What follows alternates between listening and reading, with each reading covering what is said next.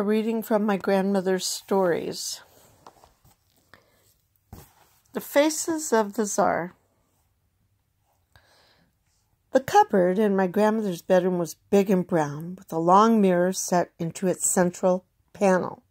If you opened the cupboard doors, there were shelves upon shelves filled with sheets and pillowcases, towels and tablecloths, and even some containing folded underwear and lots of rolled-up brown balls of stockings. Right at the bottom, there was a drawer, and it was in this drawer that the button box was kept. It was made of tin, a dull silvery color. I don't know what used to be kept in it or what it had held when it first came into the house, but now it was full of buttons. When I took it out of the drawer and moved it around in my hands, all the buttons made a shooshy, rattly sound as they moved against the metal sides of the box. I liked spilling them onto the black and white tiles of the bedroom floor, where I arranged them in groups according to size or color or beauty, or spread them out in huge patterns all around me. Sometimes my cousins and I used the buttons as pretend money. Silver ones were the most valuable of all, and there were 6 buttons from a dress that had once belonged to my aunt in America, that had the face of a man with a beard and a crown scratched onto them. Such a face, my grandmother said, could only belong to a czar. Do you know what a czar was? I shook my head. Well, a czar was a Russian emperor, the kind of ruler whose very lightest word was law, the kind of ruler before whom everyone trembled, and more especially the poor peasant, trying to scratch a bare living out of a tiny patch of ground. And of course, as well as being powerful, and wicked more often than not, czars, like all other rulers, were in the habit of having little pictures of themselves stamped onto every coin in the kingdom. All this talk of czars reminded me of the story of Frankel the farmer. Have I told you about him before? No, never, I said. Tell me about him now. So put all the buttons back in the box and I'll begin. Are they all in?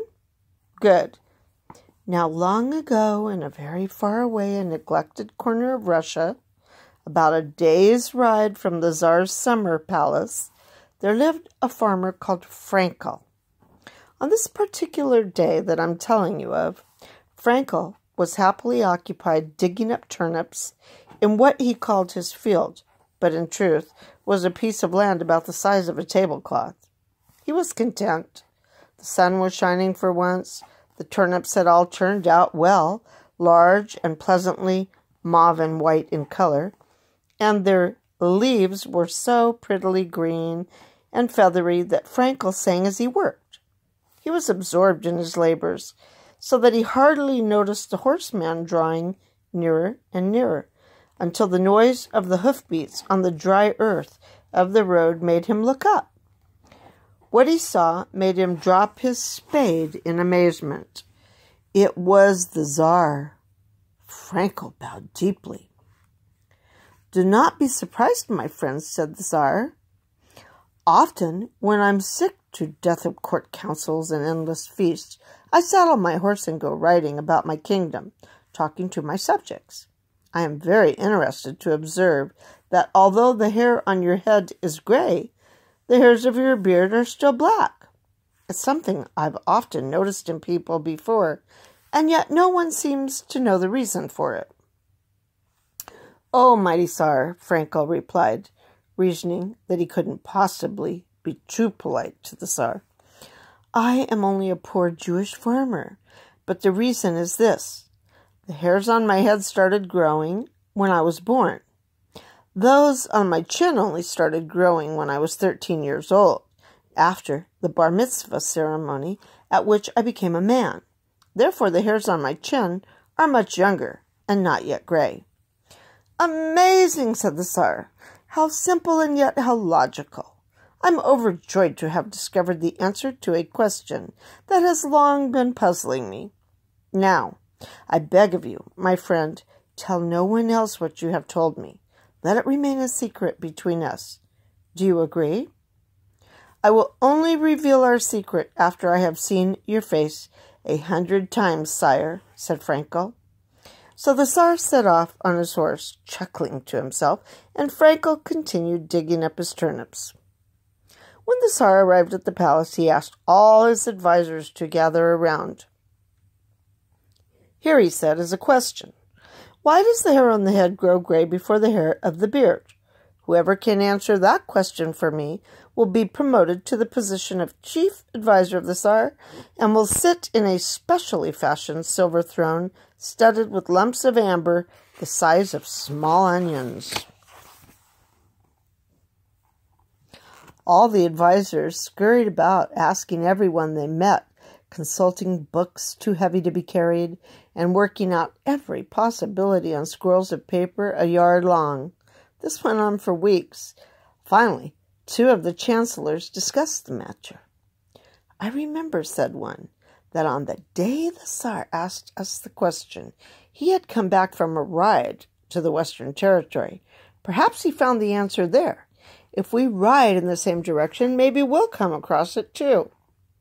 Thus it happened on that rainy day, as Frankel was listening sadly to the sucking noises made by his boots entering and leaving the mud, 2 horsemen galloped up to where he was standing. "Good day to you, farmer," said one of the horsemen. "We are advisors to the Czar, and we have reason to think that the Czar may have ridden this way a few weeks ago." "He did," Frankel agreed. "And now here you are. This part of the world hasn't ever been quite so busy. A person hardly has the leisure to tend his property." "But did you tell the Czar why it is that the hair on the head turns gray before the hair of the beard?" "I did, but I'm not at liberty to tell you, gentlemen." The chancellor sighed. "Is there nothing we can do to persuade you to change your mind?" Frankel considered. 100 silver rubles will change my mind instantly." "Then take these, my friend," said one of the chancellors, "and tell us the answer to the riddle." Frankel took the coins, sat down on the road, and spread the coins out on his lap to count them. When he had finished, he told the Czar's advisors exactly what he had told the Czar. The men sprang into their saddles and left for the palace at a gallop, feeling very pleased with themselves, but not as pleased as Frankel, who had suddenly acquired wealth. The trouble only began when they came to the Czar and told him the answer. "How could you possibly know this?" shouted the Czar. "We met a Jewish farmer called Frankel on the road," they said, "and he told us." "And he undertook to say nothing, the scoundrel!" The Czar stamped his foot and sent for his chief of police. "Go to the farm of the Jew Frankel and bring him here at once. Also, alert the firing squad. This will be Frankel's last day on earth." Well, eventually, the police brought Frankel to see the Czar. "What have you to say for yourself, you wretch?" yelled the Czar. "Did you not promise me that you would not reveal the secret you told me?" "I said," Frankel whispered, "that I would only reveal it after I had seen your face 100 times. "But this is only the second time you have seen me, you worm. What have you to say for yourself before I have you shot?" "Forgive me, Czar," said Frankel, and he took out the bag containing the 100 silver rubles that the chancellors had given him. "Here are 100 coins. I have looked at every one. Therefore, I'm sure you will agree. I have seen your face 100 times. The Czar was stunned, full of admiration for Frankel's sharp wits. "I shall get rid of all my advisers and appoint you instead," he chuckled. "You shall sit at my left hand on a silver throne studded with amber lumps the size of small onions.